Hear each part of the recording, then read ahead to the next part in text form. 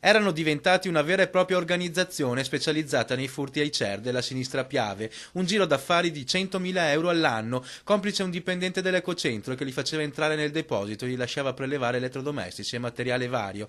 I carabinieri della compagnia di Vittorio Veneto sono riusciti a sgominare una banda di nordafricani che prelevava cavi elettrici, metallo, batterie esauste e televisori e poi li rivendevano al mercato nero. In 6 mesi di attività intensa da parte dei carabinieri di Vittorio Veneto hanno portato a smantellare un sodalizio criminoso composto pressoché da persone extracomunitarie nordafricane dedite al furto e al trattamento non legale di rifiuti speciali. 4 le persone arrestate e 7 le denunce. A finire in manette 2 fratelli marocchini di 38 e 27 anni e un 37enne magrebino di Fregona, oltre al custode del CERD, un 54enne del Vittoriese. Eccoli in azione nelle immagini riprese dai carabinieri. La banda di malviventi entrava nei magazzini con dei furgoni regolarmente acquistati e li caricava con il materiale da vendere. Alcuni guardiani degli ecocentri avevano subito anche delle vere e proprie minacce dai nordafricani.